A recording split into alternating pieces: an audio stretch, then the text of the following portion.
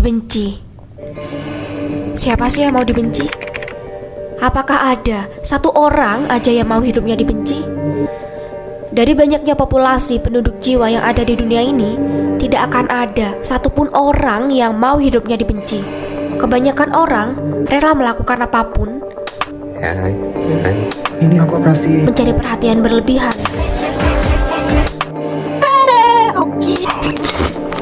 Mencari sensasi.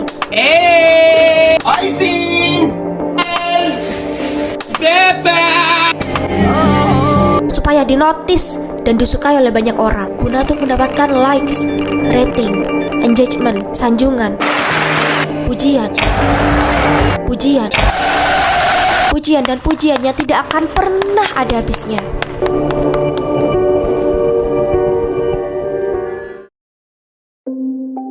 Akan tetapi, kebanyakan orang masih takut untuk menjalankan hidupnya sesuai dengan versi pandangan terbaik mereka sendiri.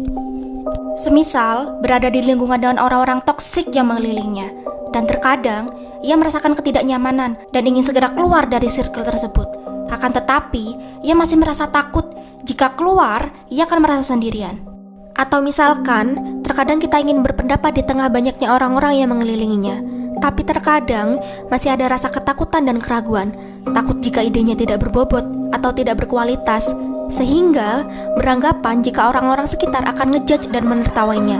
Padahal, belum tentu itu semua akan terjadi.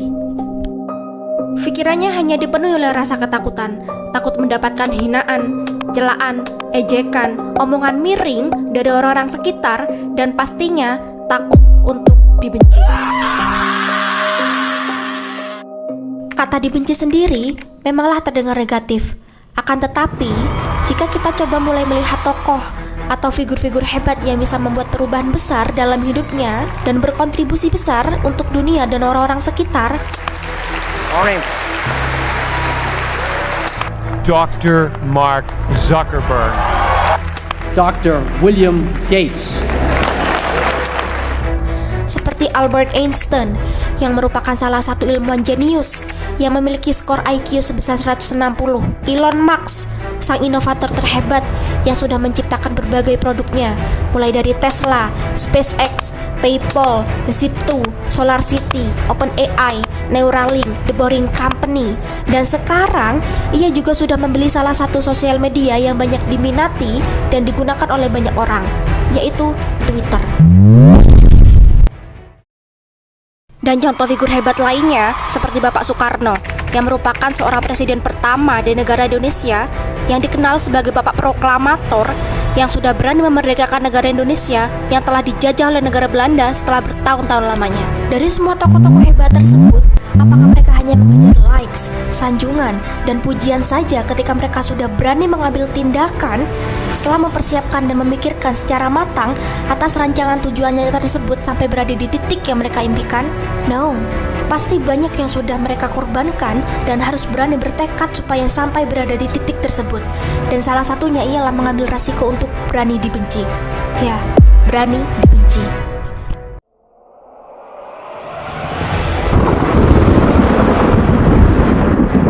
Albert Einstein, seorang ilmuwan jenius, pernah dibenci oleh gurunya sendiri saat ia masih sekolah. Terus Elon Musk yang akhir-akhir ini mendapatkan banyak hate comments, cacian, makian, dan pastinya dibenci dan dikomentari oleh banyak netizen karena telah memecat CEO Twitter yang sudah bekerja di perusahaan Twitter sebelumnya. Tapi, apakah kita tahu apa sebenarnya alasan dibalik Elon Musk yang melakukan tindakannya yang seperti itu? No, kita tidak akan pernah tahu apa alasan Elon Musk yang memecat CEO yang sudah bekerja di Twitter tersebut. Kemungkinan Elon Musk mau merubah sistem atau strategi di perusahaan Twitter tersebut. Atau mungkin Elon Musk dan mantan CEO Twitter tersebut memiliki visi dan misi yang berbeda. Karena itu, Elon Musk berani mengambil resiko untuk memecat CEO Twitter tersebut. Tapi, terlepas dari tindakannya yang sangat beresiko seperti itu, percayalah, sang inovator hebat seperti Elon Musk tidak akan pernah berperang sebelum persiapan. Yang artinya, ia tidak akan melakukan suatu tindakan yang sangat beresiko sebelum persiapan yang sudah sangat-sangat matang yang telah ia rencanakan sebelumnya.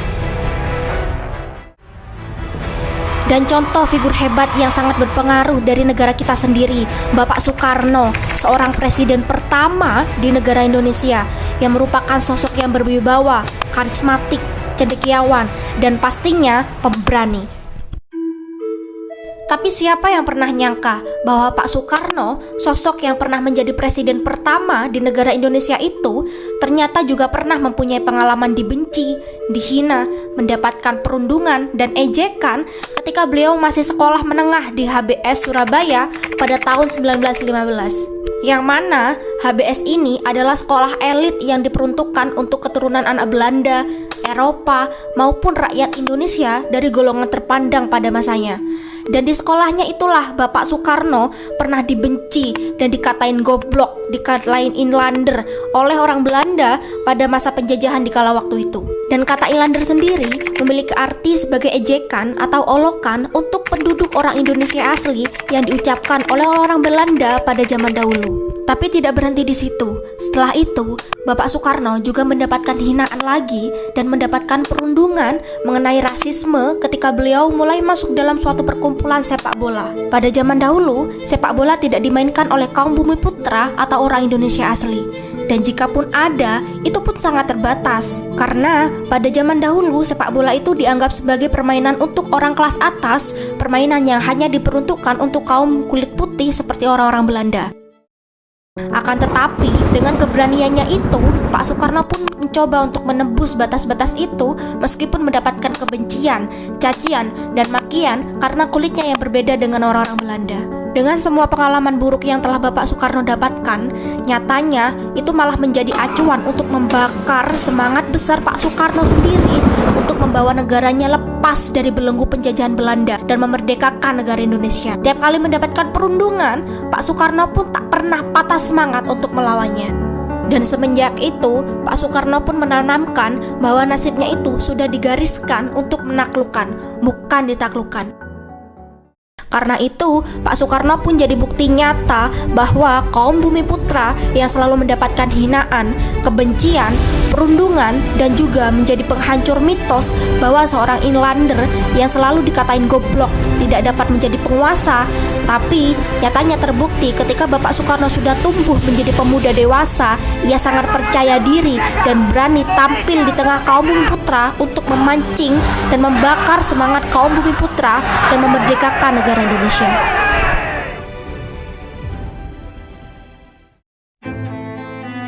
Ada pepatah mengatakan bahwa jika tidak mau dibenci, jadilah badut. Badut yang menghibur banyak orang dan mencoba untuk selalu disukai oleh banyak orang. Dan apakah salah jika kita menjadi seorang badut? Jelas tidak.